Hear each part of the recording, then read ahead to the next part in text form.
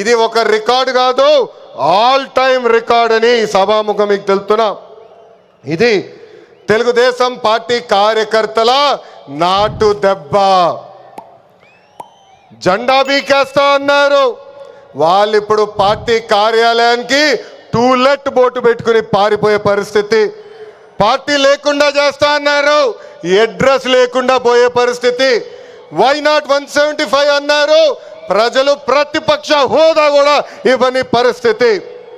మన బొమ్మలు పెట్టి బాక్సింగ్ చేశారు, ప్రజలే ఇప్పుడు ఫుట్బాల్ ఆడుకునే పరిస్థితి. ఏ తప్పు చేయని మన అధినేత చంద్రబాబు నాయుడు గారు బంధించారు. ప్రజలు ఏకంగా ఆ నాయకుడిని ప్యాలెస్లో పెట్టి తాళాలేసి లాక్ చేసే పరిస్థితి. మన నాయకులు ట్రెండ్ ఫాలో అవ్వరు, ట్రెండ్ సెట్ చేస్తారు. సినిమా స్క్రీన్ అయినా పొలిటికల్ స్క్రీన్ అయినా ఆయన ఒక లెజెండ్. ఆయన పేరేంటి? విశ్వవిఖ్యాత నట సార్వభౌమ స్వర్గీయ శ్రీ నందమూరి తారక రామారావు గారు. ఎన్టీఆర్ అంటే 3 అక్షరాలు కాదు, ఎన్టీఆర్ అంటేనే ఒక ప్రభంజనం.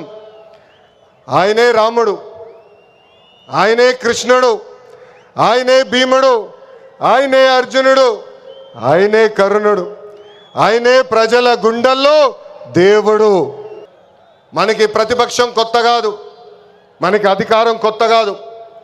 2019 నుంచి 24 వరకు విధ్వంస పాలన మనందరం చూసాం.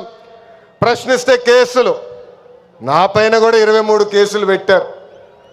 పోరాడితే ఏకంగా అరెస్ట్ చేశారు. వేదిక మీద చాలామంది నాయకుల్ని ఆనాడు అరెస్ట్ చేశారు. ఎన్ని ఇబ్బందులున్నా, ఎన్ని కేసులు పెట్టినా మనం ఆనాడు ఒకే డైలాగ్ చెప్పాం. ఏంటది? ఆ డైలాగ్ ఏంటి? తగ్గేదే లేదు.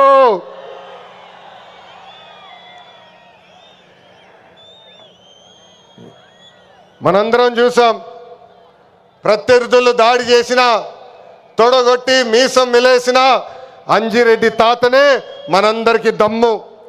కత్తితో దాడి చేసి తల నుండి రక్తం కారుతున్నా ఏకంగా పోలింగ్ బూత్లో కూర్చుని చివరి ఈవీఎం సీల్ పడే వరకు పోరాడిన మన అక్క మంజుల గారే మన ధైర్యం.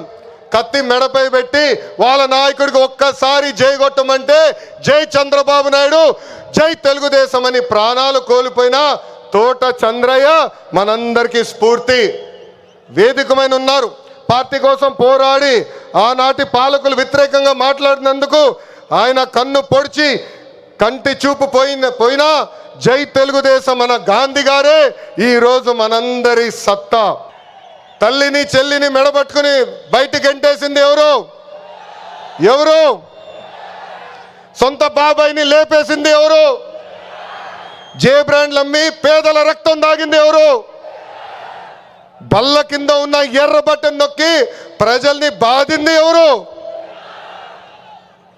అందరూ ఎర్ర బుక్కు అని ఏడుస్తున్నారు. ఎందుకయ్యా అంత ఏడుపు? నేను ఆనాడు చెప్పింది ఏంటి?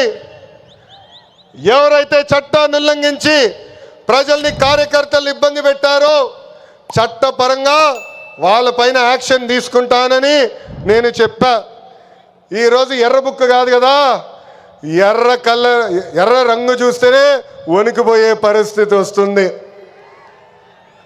ఎర్ర బుక్ అంటే ఒకడికి గుండుపోటు వచ్చింది. ఎర్ర బుక్ అంటేనే ఒకడు బాత్రూంలో కాలు జారి చెయ్యి ఎర్రగొట్టుకున్నాడు. ఇంకొకడు ఏమయ్యాడో మీ అందరికి తెలుసు. అర్థమైందా రాజా? అర్థమైందా? రామరాజు బతుకుంటే ఇప్పుడు సూసైడ్ చేసుకునేవాడు ఆయన. లోకేష్కి ఎన్టీ రామారావు మా తాత గొంతు వచ్చి, అంటే వాళ్ళ ఖర్జూర నాయుడు గారి గొంతు వచ్చి ఉంటుంది. ఆ తాత అని చెప్పి ఈ తాత అని చెప్పి ఉంటాడు. మందమతి కదా, అది చెప్ప ఇది చెప్ప అది చెబుతూ ఉంటాడు. వాడికి వచ్చింది ఖర్జూర నాయుడు అని చెప్పి బస్ స్టాండ్ లో జేబులు కొట్టేవాడు, వాడు ఉండేవాడు అని చెబుతారు కదా, అతను వచ్చి ఉంటుంది. యువత ఉద్యోగస్తులలో ప్రభుత్వం పట్ల వ్యతిరేకత ఉందని చెప్పి బాగా వాదన ఉంది. సో ఈ గ్రాడ్యుయేట్ టీచర్స్ ఎమ్మెల్సీ ఎలా ఫేస్ చేయబోతారు? అంటే వాదన అంటే ఇప్పుడు టీచర్స్ లో వ్యతిరేకత ఉంది, లేకపోతే గ్రాడ్యుయేట్స్ లో వ్యతిరేకత ఉందని చెప్పేది ఎవడు? ఎవడన్నా టీచర్స్ వచ్చి చెప్పారా మీకు? టీచర్స్ వచ్చి చెప్పారా? టీచర్స్ లో అనేక రకాల యూనియన్స్ ఉంటాయి. వాళ్ళకి తెలుగుదేశానికి అనుబంధ యూనియన్ ఉంటుంది, వైసీపీకి అనుబంధ యూనియన్ ఉంటుంది, అదేవిధంగా కమ్యూనిస్ట్ పార్టీలకు అనుబంధ యూనియన్ ఉంటుంది. వాళ్ళందరూ కూడా 100% టీచర్స్ ఒక పక్క ఇప్పుడు ఉన్నారు. ఎప్పుడు కూడా టీచర్స్ ఏ ఎంప్లాయీస్ యూనియన్ కావచ్చు, ఏది కావచ్చు, దాంట్లో 3-4 యూనియన్లు ఉంటాయి. కమ్యూనిస్టుకి సంబంధించింది, కాంగ్రెస్ సంబంధించి, తెలుగుదేశానికి సంబంధించి రకరకాల యూనియన్లు ఉంటాయి. దాంట్లో కొంతమంది సభ్యులు, దీంట్లో కొంతమంది సభ్యులు, దీంట్లో కొంతమంది సభ్యులు ఉంటారు. మాకు వైసీపీకి కావాల్సింది మెజారిటీ ఓటు.